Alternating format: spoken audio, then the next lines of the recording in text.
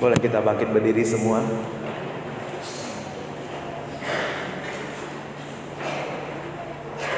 Mari kita siapkan hati kita. Kita tunduk kepala. Biar di sini kita untuk memuliakan nama Tuhan saja. Biar hati kita sungguh-sungguh meninggikan Dia. Terima kasih Tuhan buat kesempatan yang indah. Kami boleh merayakan hari kelahiran-Mu, hari yang bersejarah, hari yang mengubah dunia. Biarlah di momen ini Tuhan, kami kembali mengalami kasih karunia-Mu demi kasih karunia-Mu, membawa kami untuk terus berjalan di dalam terang kasih Tuhan, menggenapi rencana Tuhan di dalam kehidupan kami. Terima kasih Tuhan buat saat yang indah. Dalam nama Yesus kami berdoa. Amin. Silakan duduk. Puji Tuhan. Selamat hari Natal buat kita semua. Judul tema Natal kita adalah Gloria in Excelsis Deo, ya. Ini adalah pujian yang sering kita naikkan ketika kita Natal. Dan tahukah Bapak Ibu, ini adalah satu-satunya pujian yang disampaikan oleh malaikat surga kepada di hadapan para gembala. Ditujukan kepada sekelompok orang yang tidak punya nama. Itulah para gembala. Kenapa? Karena para gembala itu adalah kaum marginal, kaum yang didiskreditkan, kaum yang tidak diperhitungkan. Tetapi mereka diperhitungkan oleh Tuhan. Amin. Dan di ayat ke-14 dikatakan, kita akan baca Alkitab kita di Lukas 2 ayat 14. Saya akan bacakan buat Bapak Ibu semua. Kita akan lihat, ada slide-nya, kita baca bersama-sama. Hitungan ketiga ayat ke-14 saja. 1, 2, 3 ya. Kemuliaan bagi Allah di tempat yang maha tinggi, dan damai sejahtera di bumi di antara manusia yang berkenan kepadanya. Amin. Puji Tuhan. Pada waktu itu para gembala ada di padang. Seperti biasa mereka menjaga domba-dombanya. Di tengah malam yang sunyi senyap, mereka terkejut karena didatangi oleh seorang malaikat. Dan malaikat itu berkata, jangan takut, sebab hari ini telah lahir bagimu seorang juru selamat di kota Daud. Dia lahir bukan di kerajaan yang megah. Dia lahir di kandang domba. Dia dibungkus dengan lampin dan dibaringkan di palungan. Itulah tanda juru selamat. Kenapa dikatakan kata pertama yang diberikan oleh malaikat ini adalah kata jangan takut? Waktu dia ketemu dengan Maria, malaikat Gabriel ketemu dengan Maria, dia juga berkata, jangan takut Maria. Kenapa dikatakan jangan takut? Di minggu besok kita akan menemukan juga bagaimana malaikat Tuhan menghampiri Zakaria. Dan malaikat juga berkata, jangan takut Zakaria. Kenapa dikatakan jangan takut? Ya, memang benar. Para gembala pada waktu itu sedang menjaga dombanya. Mereka sedang berjaga-jaga di tengah malam yang sunyi senyap. Tiba-tiba ada cahaya kemuliaan Tuhan yang bersinar. Mereka kaget. Di ayat yang ke-8 dikatakan, di daerah itu ada gembala-gembala yang tinggal di padang menjaga kawanan ternak mereka pada waktu malam. Tiba-tiba berdirilah seorang malaikat. Tiba-tiba berdirilah seorang malaikat Tuhan dekat mereka, dan kemuliaan Tuhan bersinar melingkupi mereka, dan mereka sangat ketakutan. Ada sesuatu yang timbul pada waktu mereka melihat kemuliaan Tuhan, yaitu apa? Ketakutan. Kenapa mereka takut? Mungkin saudara berpikir, ya pantaslah Pak, mereka kan lagi jaga domba. Mungkin mereka terkejut karena melihat cahaya itu. Mungkin ada yang mencuri, atau mungkin ada yang sedang menakut-nakuti mereka. Tapi saudara, ini menunjukkan keadaan saudara dan saya, mewakili keadaan kita semua, bahwa sebenarnya setiap kita punya satu problem. Sadar atau tidak sadar, kita punya problem tentang ketakutan. Takut tidak makan, takut tidak diterima, takut tidak dikasihi, takut tentang hari esok, takut tentang segala macam dalam kehidupan kita. Bagaimana Tuhan, tahun depan ini siapa yang jadi presiden? Bagaimana masa depan bangsa kami? Bagaimana Tuhan, kemarin kita mendengar ada orang tua yang bunuh anaknya. Orang yang ayah yang seharusnya melindungi anaknya justru membunuh anaknya. Mendengar berita-berita tentang perang, mendengar berita-berita buruk di televisi membuat kita khawatir dan dilikupi oleh rasa takut. Rasa takut menjadi pergumulan setiap orang. Dan survei menunjukkan orang yang hidup dalam ketakutan itu sakit-sakitan. Orang yang hidup dalam ketakutan itu umurnya pendek. Orang yang hidup dalam ketakutan itu jauh rezekinya, jauh dari berkat, jauh dari segala yang baik. Nah, sesungguhnya kita takut dari apa sebenarnya? Apakah benar-benar kita memang merasa takut karena takut ditolak, takut nggak diterima, takut nanti kalau saya mati gimana harta saya, takut nanti kalau gimana lah, kalau istri saya, kalau suami saya begini begitu gimana ya? Ketakutan. Tahukah saudara bahwa alasan kita takut yang utama bukan karena kita tidak punya Tuhan. Tahukah saudara bahwa alasan kita takut yang utama bukan karena penolakan dari orang-orang kita. Tahukah saudara bahwa ketakutan kita yang utama bukan karena takut yang dianggap, takut yang diakui, takut siapa yang lebih hebat dari saya. Tapi ketakutan kita yang utama, ketakutan kita yang paling pentingnya, ketika kita sadar bahwa kita dosa.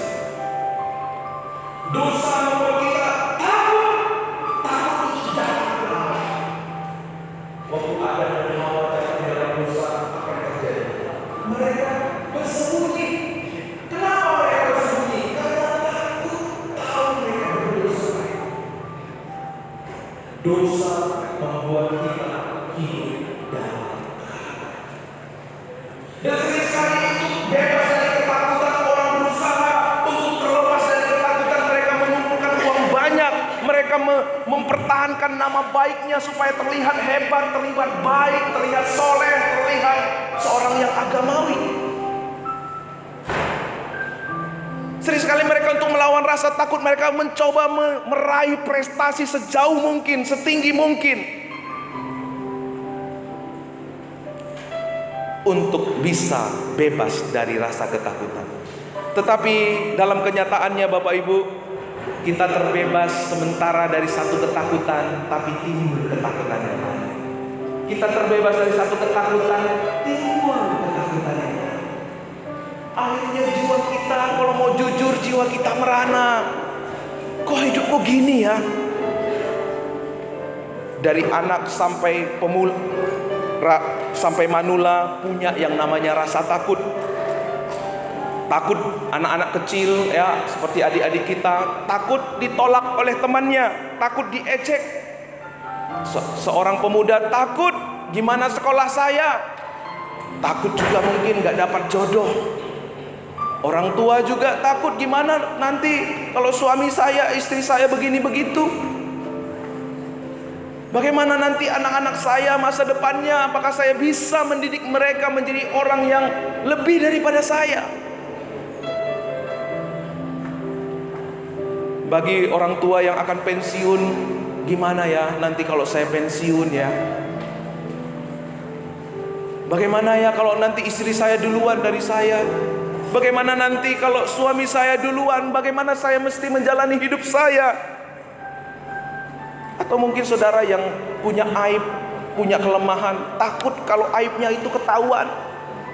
Timbul kecemasan, membuat kita nggak menikmati hidup, membuat kita nggak menikmati apa yang ada, membuat kita penuh dengan kecemasan, penuh dengan keraguan di dalam kehidupan kita. Saudara, kenapa kita mengalami itu semua? Karena kita punya persoalan yang paling tinggi dalam hidup kita, yaitu masalah dosa. Dosa membuat kita hidup dalam ketakutan. Karena apa? Karena kita terpisah dari Tuhan Allah. Kita terpisah dari sumber damai. Kita kehilangan kemuliaan Allah. Kita jauh dari pribadi yang menjadi sumber kehidupan kita, sehingga kita jauh dari apa yang memberi kita ketenangan dan memberi kita rasa damai. Kita melihat bagaimana di Kejadian dikatakan manusia jatuh. Setelah jatuh ke dalam dosa, mereka takut, tahu mereka telanjang. Makanya dikatakan di dalam Roma, Bapak Ibu, semua orang yang telah jatuh ke dalam dosa telah kehilangan apa? Kemuliaan Allah. Ketika manusia jatuh dari dosa, kehilangan kemuliaan Allah. Makanya tadi kita melihat bagaimana malaikat menghampiri para gembala yang di padang Disina. Mereka justru melihat kemuliaan Tuhan, karena di dalam kemuliaan Tuhan akan lenyap segala ketakutan. Yang percaya katakan amin. Makanya Tuhan menyatakan kemuliaannya bagi kita. Dan biarlah di Natal ini kita tidak hanya berkesan berfokus kepada kado Natal, makanan Natal, penampilan-penampilan, tapi mari kita fokus memandang kepada kemuliaan Tuhan. Karena waktu kita masuk dalam kemuliaan Tuhan, di situ ada kemenangan, di situ ada kekuatan, di situ ada kebebasan untuk kita menang dari rasa takut. Sebab itu dikatakan di ayat yang ke-10 sama-sama. Lalu kata malaikat itu kepada mereka, jangan takut, sesungguhnya aku memberitakan kepadamu kesukaan besar untuk seluruh bangsa. Hari ini telah lahir bagimu juru selamat, yaitu Kristus Tuhan di kota Daud. Kenapa kita takut? Karena kita sudah jatuh ke dalam dosa. Kita punya natur dosa dalam hidup kita. Ketakutan menjadi bagian kita. Tapi puji Tuhan, Tuhan hari ini mau kita mengalami kemuliaannya seperti para gembala yang miskin hina, tapi mereka justru dipilih Allah untuk mengalami kemuliaan. Makanya Tuhan berkata, jangan takut. Tahukah Bapak Ibu apa makna jangan takut dalam hidup kita? Waktu malaikat Tuhan berkata jangan takut, di ayat yang ke-10, kata ini ditujukan kepada para gembala yang ada di padang. Kata kepadamu seperti label. Kalau Bapak Ibu memberi kado, di situ tertulis kepada Ibu Liana dari Allah, kepada Cici Pebi dari Allah. Kata jangan takut ini adalah karunia Allah bagi kita, dikaruniakan bagi setiap orang yang menerima anaknya Yesus Kristus. Ketakutan tidak bisa kita atasi dengan usaha dan kekuatan kita, bukan dengan harta, bukan dengan jabatan, bukan dengan nama baik, bukan dengan apapun yang menjadi usaha kita. Bahkan bukan karena kita rajin ke gereja, bukan karena kita rajin baca Alkitab. Ketakutan itu kita bisa atasi ketika Allah menganugerahkannya kepada kita. Berita tentang kelahiran Yesus diberitakan kepada siapa Bapak Ibu? Para gembala. Siapa para gembala? Berita pertama, kalau anak Bapak Ibu lahir, kepada siapa Bapak Ibu pertama kali memberitakan kelahiran anak Bapak Ibu? Pasti kepada keluarga. Di sini berita pertama kelahiran Tuhan Yesus bukan diberitakan kepada orang-orang kerajaan, bukan kepada pejabat-pejabat, tetapi kepada gembala yang miskin hina. Dan hari ini berita itu juga ditujukan kepada saudara dan saya. Karena orang yang miskin hinalah adalah keluarga Tuhan. Karena orang-orang yang miskin dan hinalah yang mendapatkan perhatian Tuhan. Mungkin hari ini saudara merasa saya ini kok hidupnya beda ya. Merasa tidak diperhatikan, merasa tidak diperhitungkan, merasa tidak dihargai, merasa penuh dengan kelemahan. Tapi saudara, ada kabar baik di malam hari ini, bahwa saudara yang merasa diri saudara lemah, saudara yang merasa diri saudara hina, tidak berdaya, tidak punya kemampuan apa-apa, justru hari ini saudara harus tahu, saudara ada dalam perhatian Tuhan. Amin. Saudara ada dalam perhatian Tuhan. Apa yang dipandang rendah oleh manusia ada dalam perhatian Tuhan. Kita melihat para gembala ada di padang. Mereka adalah orang-orang yang inkompeten. Orang yang apa Bapak Ibu? Tidak masuk hitungan. Tapi puji Tuhan, Allah kita justru mencari orang-orang yang inkompeten, orang yang tidak masuk hitungan, orang yang tidak qualified. Maria adalah orang yang tidak qualified. Apalagi para gembala, mereka bukan orang yang qualified. Tahukah Bapak Ibu bahwa di dalam tradisi Yahudi ada namanya Misna, kitab Misna. Di dalam kitab Misna itu mencatat bahwa seseorang tidak berkewajiban untuk menolong gembala sekalipun jatuh dalam lubang dan akan mati. Lalu para gembala tidak boleh masuk bait. Karena apa? Mereka bawa kambing, bawa domba.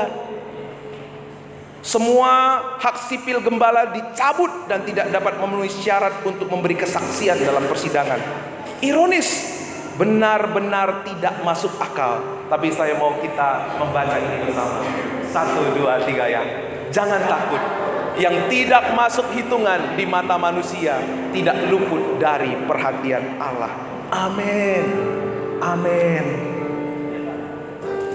Yang manusia suka berpikir itu apa? Manusia itu suka berpikir Tuhan itu untuk orang-orang soleh. Tuhan itu untuk orang-orang yang moralnya baik, rajin bergereja, baca Alkitab, tapi tidak untuk orang-orang yang jahat, orang-orang pemalas. Ini menjadi cerminan kita, Bapak Ibu, Saudara. Pengertian ini menjadi cerminan kita, sehingga kita akan menjadi orang-orang Kristen yang hanya mau bergaul dengan orang-orang yang selevel dengan kita. Orang-orang yang kalau kita berteman dengan dia, kita ada untungnya.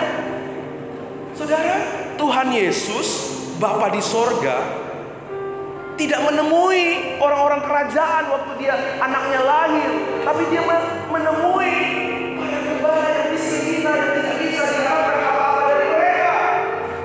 Kalau saudara memaknai Natal ini dengan baik, saudara juga momen Natal ini saudara tidak mencari di mana saudara mendapatkan keuntungan.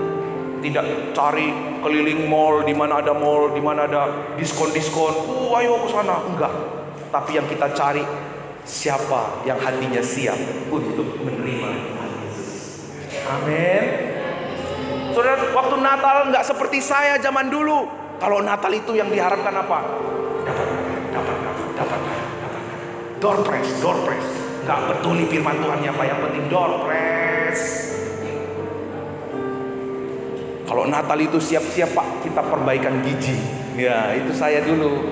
Kenapa? Belum mengerti makna Natal. Tapi hari ini saudara sudah mengerti makna Natal. Momen di bulan Natal ini mari kita gunakan bukan untuk mencari keuntungan di mana kita mendapat keuntungan, tapi carilah di mana ada hati yang siap untuk menerima kasih karunia Tuhan. Hati yang siap untuk menerima kemuliaan Tuhan. Sering sekali kita berpikir, kalau para gembala tidak masuk hitungan,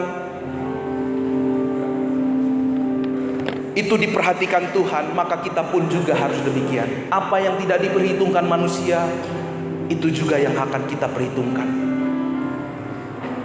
Tapi saudara, sadar atau tidak mau sadar, kita juga kadang-kadang terlalu sombong mengakui bahwa kita adalah orang yang miskin.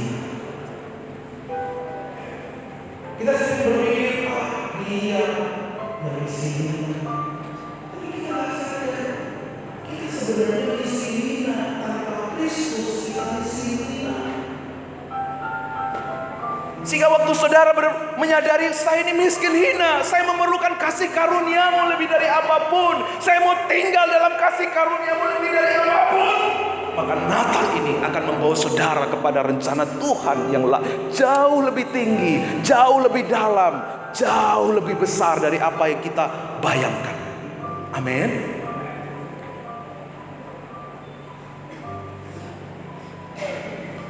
Kita terlalu sombong untuk mengakui bahwa sebenarnya kita juga tidak layak, tidak qualified. Ingat kemarin Maria bilang apa? Orang yang congkak, orang yang sombong justru direndahkan. Tapi justru orang-orang yang menyadari dia miskin hina, dia menyadari dia tidak punya apa-apa, orang-orang yang demikian yang diangkat dan dimuliakan. Dalam Lukas 15 1 ayat 52-53, ia menurunkan orang-orang yang berkuasa dari tahtanya dan meninggikan orang-orang yang rendah. Ia melimpahkan segala yang baik kepada orang yang lapar dan menyuruh orang-orang yang kaya pergi dengan tangan hampa. Yesaya bersama-sama 1-2, Roh Tuhan ada padaku, oleh sebab ia telah mengurapi aku untuk menyampaikan kabar baik kepada orang-orang yang miskin, dan ia telah mengutus aku untuk memberitakan pembebasan kepada orang-orang tawanan dan penglihatan bagi orang-orang yang buta, untuk membebaskan orang-orang yang tertindas, untuk memberitakan tahun rahmat Tuhan telah datang. Amin.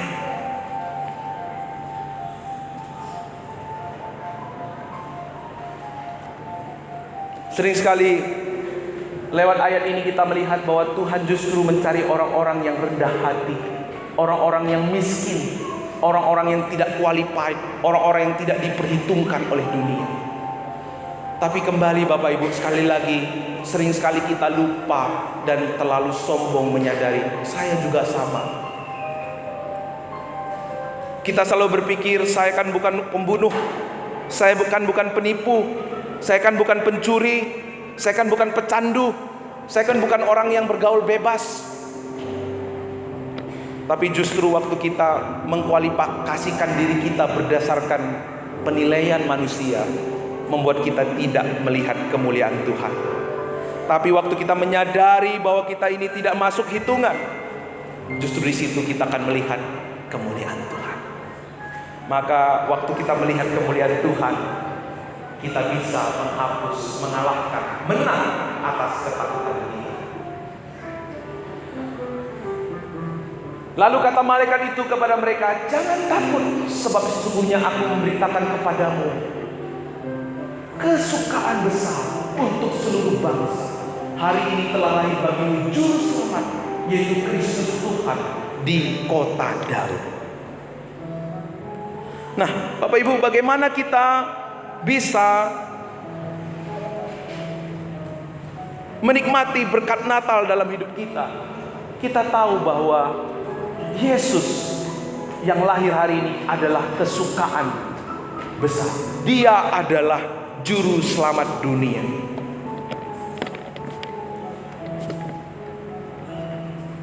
Apa artinya juru selamat? Juru selamat itu merujuk pada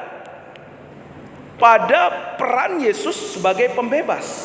Kristus itu merujuk pada jabatan Yesus sebagai yang diurapi Tuhan. Tuhan itu merujuk pada kedaulatan dan kuasanya. Itulah pribadi yang lahir di tengah-tengah kita, yang kita peringati hari ini. Bahwa hanya ada satu Yesus Satu-satunya perantara yang sempurna antara Allah yang kudus dan manusia yang berdosa. Masalah ketakutan manusia itu terjadi karena apa? Karena ada hubungan yang terputus. Tetapi lewat Yesus kita menemukan jalan untuk kembali. Makanya dikatakan oleh malaikat di ayat ke-14, kemuliaan bagi Allah di tempat yang maha tinggi, dan damai sejahtera di bumi di antara manusia yang berkenan kepadanya. Kenapa kita harus tidak takut di dalam Kristus? Karena kita baca sama-sama. Jangan takut, Dia beserta kita. Kenapa kita nggak perlu takut? Karena Kristus beserta kita. Kalau yang terbesar, yang termulia beserta kita, siapa yang kita takutkan di dalam kehidupan kita? Apa rahasia untuk kita tidak takut lagi? Untuk kita tidak takut lagi, rahasianya saya bacakan di Ibrani 2 ayat 15. Dan supaya dengan jalan demikian ia Kristus membebaskan mereka yang seumur hidupnya berada dalam perhambaan oleh karena takut kepada maut. Hanya di dalam Kristus kita menemukan kebebasan untuk kita tidak lagi dikungkung oleh ketakutan. Dan rahasianya itu ada di Lukas 2, di dalam Matius ya, ini di dalam ayat ini berkata, lalu kata malaikat itu kepada mereka, jangan takut, sebab sesungguhnya ya 10, aku memberitakan kepadamu kesukaan besar untuk seluruh bangsa. Dalam bahasa Inggris, fear not di situ itu artinya melihat. Rahasia untuk kita tidak takut adalah memandang kepada Kristus. Bilang sama samping dan kirinya, kanan dan kirinya, rahasia untuk kita tidak takut memandang kepada Kristus. Amin. Karena waktu kita memandang kepada Kristus, Dia yang termulia, Dia yang terhebat, ada berserta dengan saya. Apa yang saya takutkan di dalam hidup saya? Saya tuntut kita untuk bangkit berdiri.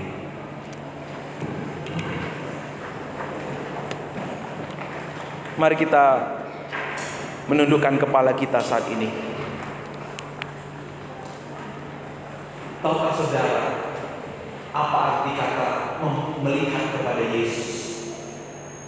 Melihat kepada Yesus artinya yang maha tinggi mau menghampiri yang maha rendah. Yang maha kudus mau hadir di samping yang maha hina. Yang maha mulia mau hidup bersama yang maha hina. Yang maha kudus mau hadir di samping yang maha najis. Yang maha kuasa mau rela menjumpai yang maha lemah. Dia lahir di kandang hina karena tidak seorang pun yang menerima dia, supaya kita merasakan penerimaannya di dalam hidup kita.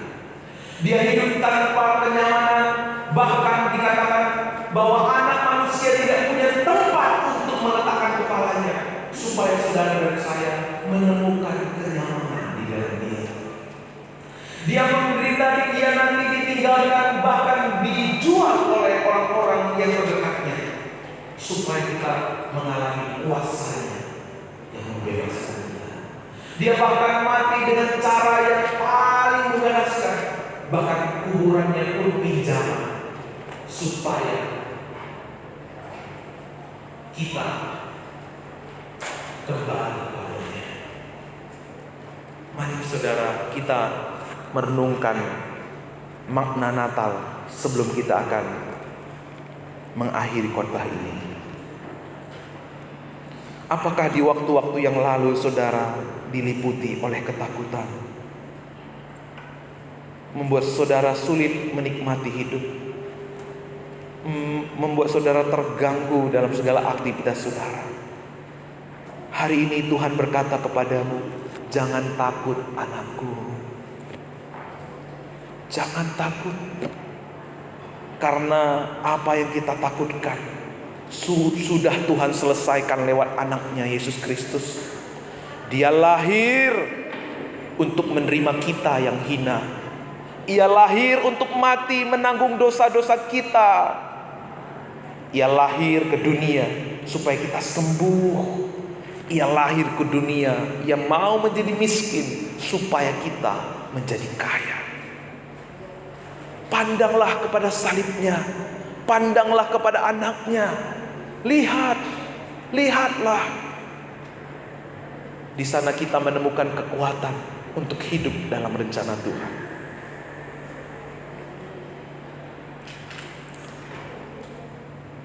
Kalau hari ini Tuhan berbicara kepadamu, mari biarkan kita melembutkan hati kita. Untuk pulang dari tempat ini, kita akan menerima berjalan dalam kemenangan yang Tuhan sudah kerjakan. Untuk pulang dari tempat ini, kita akan melihat kemuliaan-Nya di dalam hidup kita, memampukan kita melewati segala sesuatu di dalam Dia. Terima kasih Tuhan, Engkau melihat setiap anak-anak-Mu di tempat ini. Engkau sudah bekerja lewat pemberitaan firman-Mu hari ini. Biar kami menyadar di diri kami bahwa tanpa Kristus kami adalah orang yang miskin, hina. Tidak ada sesuatu yang bisa kami andalkan, kami harapkan dari diri kami Tuhan. Karena Engkaulah yang memberi arti buat hidup kami. Biarlah di perayaan Natal ini Tuhan, kami akan terus berjalan dari kemuliaan-Mu kepada kemuliaan-Mu sampai kepada kemuliaan-Mu. Biar mata kami memandang, menatap, tertuju kepada kemuliaan-Mu yang Tuhan nyatakan lewat anak-Mu Yesus Kristus. Terima kasih Tuhan. Sempurnakan firman-Mu yang jauh dari sempurna, karena kami berdoa di dalam nama anak-Mu Yesus Kristus. Haleluya. Amin. Silakan duduk. Tuhan memberkati.